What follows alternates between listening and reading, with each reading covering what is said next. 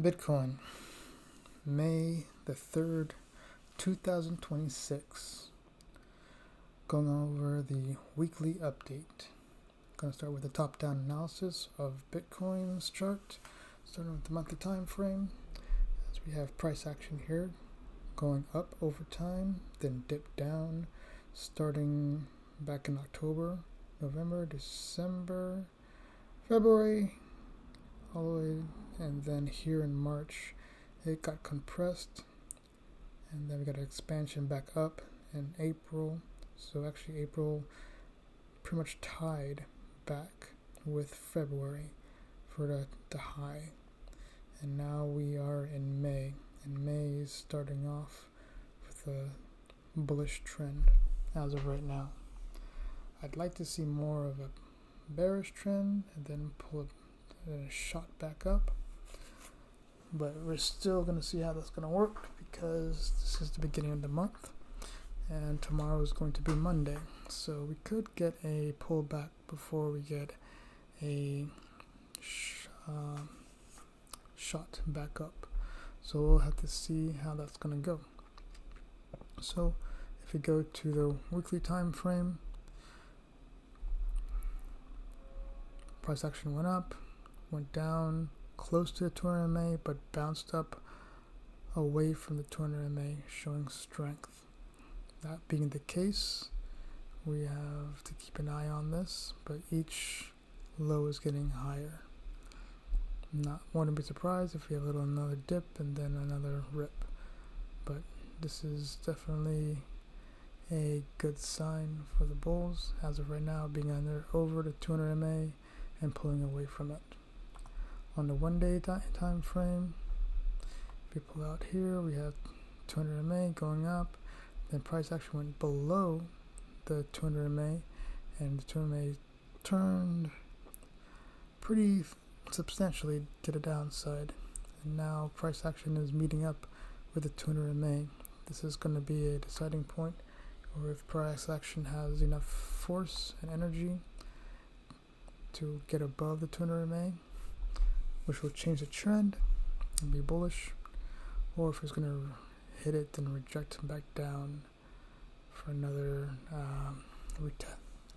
another down to the floor right here, or not.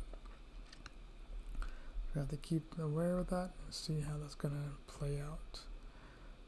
For the 1 hour, going sideways mostly, just going sideways, down, up, maybe we'll go back down again, who knows, that could be a possibility. For right now, we're just at this last part pulling away from the 200 MA, but we have to see how that's going to progress as we move forward. So as of today being Sunday, we have to evaluate the CME Gap as well too. We have a CME Gap, an old one, that went all the way back to February, and that being the case, still in existence. So we see where we are currently right now. We'll see if price action can bounce off and then come back and fill this total gap here.